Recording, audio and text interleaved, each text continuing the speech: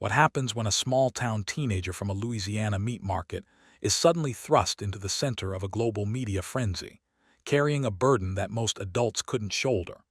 On January 1st, 2026, millions of viewers tuned in to the Rose Parade, expecting the usual floral displays and marching bands.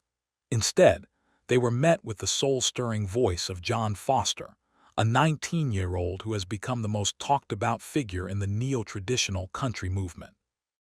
But behind the bright lights of that Pasadena morning lies a complex web of tragedy, industry skepticism, and a meteoric rise that has left many wondering if we are witnessing a genuine revival or a carefully manufactured phenomenon.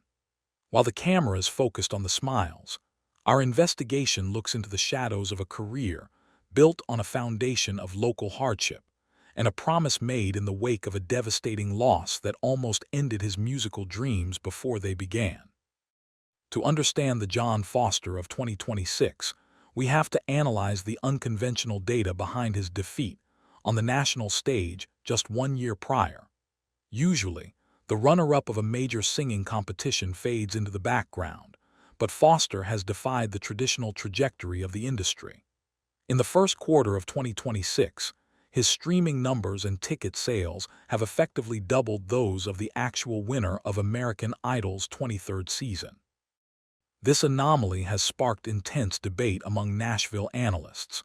Was it his meat market kid authenticity that resonated more than a trophy, or was there a deeper strategy at play? Our sources indicate that while the competition was airing, Foster was already building a grassroots network that bypassed traditional media. By the time he hit the Rose Parade stage, he wasn't just a contestant, he was a brand. Yet this rapid scaling of his career has brought forth accusations of industry planting. Critics argue that his humble beginning story is being leveraged to sell a product, but those close to the Addis, Louisiana native insist that what you see is exactly what you get. A young man caught between his family's butcher shop and the bright lights of the Grand Ole Opry. Perhaps the most somber chapter of this 2026 investigative report involves the true inspiration for the song that catapulted Foster into the global consciousness. The track, "Tell That Angel I Love Her," isn't just a hit, it's a eulogy. We have confirmed that the song was written in memory of Maggie Dunn, a close friend who tragically lost her life in 2022.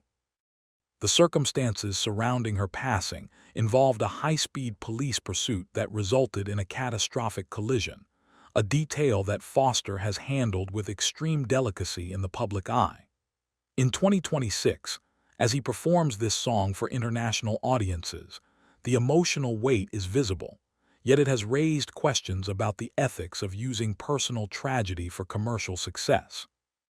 Reports suggest that Foster carries a letter from Maggie at every performance, a constant reminder of the why behind his music. However, the mental toll of reliving that trauma every night under the glare of stadium lights is something that industry insiders are watching closely.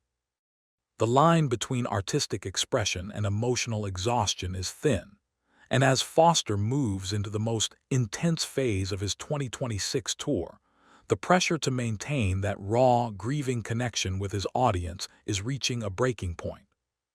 As the spotlight intensified in mid-2026, so did a series of bizarre digital rumors regarding Foster's true identity and background. Speculation reached a fever pitch on social media, with some armchair detectives claiming he was secretly related to country icon Dwight Yoakam, while others alleged that he was actually years older than his official biography states.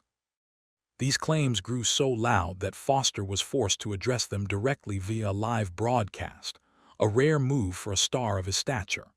Our investigation into these identity leaks suggests they were largely the product of a digital age that struggles to believe in authentic overnight success.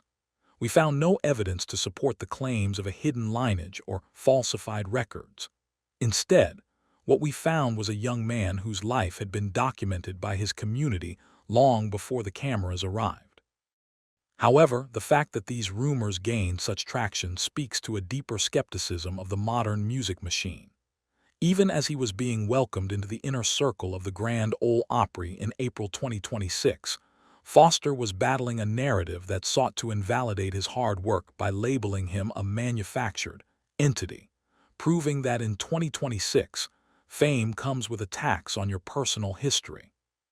The current phase of the 2026 expansion sees John Foster pivoting toward an international market that many thought was out of reach for a traditional country artist. With a massive debut scheduled in Switzerland and a tour spanning from Florida to Canada, the scale of his operation has shifted from local interest to a multi-million-dollar global enterprise. This pivot has not been without its logistical and cultural hurdles. How does a teenager who spent his formative years in a Louisiana meat market translate his sound for a European audience? Reports from his management team suggest a heavy focus on his authentic American roots. Yet some critics fear that the very thing that made him special, his local, unpolished charm, might be lost in translation as he is packaged for global consumption.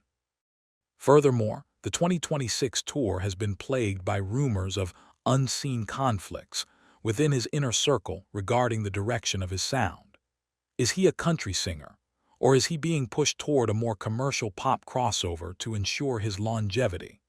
The tension between staying true to the 90s country sound he loves and the demands of a global label is the defining conflict of his 2026 professional life. Finally, we must look at the living paradox that John Foster represents as he closes out the first half of 2026. Despite the private jets and the high-profile award shows, sources close to the family say that when John returns home to Addis, he is still expected to help out at the family business. This refusal to fully leave his old life behind has become a cornerstone of his public image, but it raises a significant question: is it sustainable? In an era where celebrities are often detached from reality, Foster's attempt to keep one foot in the meat market and the other on the stage of the Opry is a high-stakes gamble. If he leans too far into the stardom, he loses his brand. If he stays too local, he may miss the window of his global peak. As we look ahead to the remainder of 2026, the Foster story remains one of the most compelling case studies in modern fame. He is a young man carrying the grief of a fallen friend, the expectations of a dying genre, and the scrutiny of a digital world that is waiting for him to trip. Whether he becomes the definitive voice of his generation or a cautionary tale of too much, too soon, one thing is